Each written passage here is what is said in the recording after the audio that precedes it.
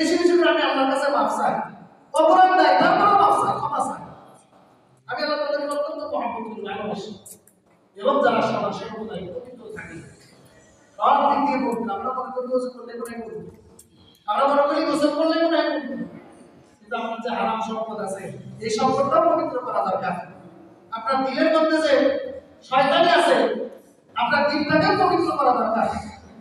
আপনার চলাফেরার মধ্যে যে নাফরমানি আছে এগুলো পবিত্র করা দরকার। আল্লাহ এরকম পবিত্রতাকে পছন্দ করে। অর্থাৎ সর্বদিক দিয়ে নিজের মধ্যে পরিবর্তন নিয়ে আসে। এটা সম্ভব হবে তওবার মাধ্যমে। আল্লাহ তাআলার নৈকট্য হওয়ার মাধ্যমে, আল্লাহকে রাজি করার মাধ্যমে, আল্লাহকে সন্তুষ্ট করার মাধ্যমে। একমাত্র সেটা হলো তওবা। তওবা ব্যতীত কোনো ব্যক্তি আল্লাহর রাজি হতে পারবে না। তওবা ব্যতীত কোনো ব্যক্তি আল্লাহকে রাজি সন্তুষ্ট করতে পারবে না। এজন্য মুসলমান হিসাবে আমাদের উচিত সদা সর্বদা তওবার উপরে থাকা, তওবা করা। এবং তওবার আরো একটা ফায়দা হলো যারা বেশি বেশি করে তওবা করে আল্লাহ তাদের দোয়া কবুল করে বলেন সুবহানাল্লাহ। তওবা করলে দোয়া কবুল হয়। আপনি যত বেশি তওবা করবেন আপনার দোয়াগুলো তত তাড়াতাড়ি আল্লাহর দরবারে পৌঁছবে। আমরা দোয়া করি আমাদের দোয়া কবুল হয় না, তার একমাত্র কারণ আমরা তওবা করি। অপরাধ করে আমরা নিজেকে বড় মনে করি যে আমার অপরাধটা ছোট আছে, ওকে একটা আমার থেকে বড়। কথা বলেন, মানে নিজে যে অপরাধ এটা ঢাকার জন্য আরেকজনের বড় অপরাধ নিজের সামনে তুলে দেবে, যে আমি হাজারো অপরাধ হয়ে ওকে থেকে ভালো আছি, এরকম কথা আমরা বলি।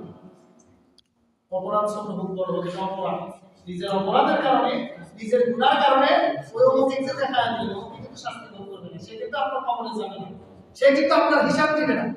আপনার হিসাব, আপনার কবর আপনাকে যেতে হবে, আপনার হিসাব আপনাকে দিতে হবে। এই জন্য আপনার আমার নিজের গুনার জন্য আপনার নিজে সশরীরে আল্লাহর কাছে তওবা করতে ইনশাআল্লাহ। তওবার উত্তম মাধ্যম হলো নামাজ, সিজদার মাধ্যম। তওবার উত্তম মাধ্যম হলো আল্লাহ তাআলার কাছে সিজদা দিয়ে রুকু করে।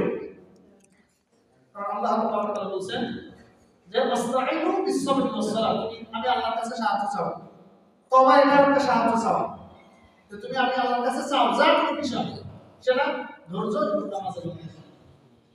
সেজন্য আমরা নামাজের মাধ্যমে আল্লাহর কাছে কি করব? তওবা করব।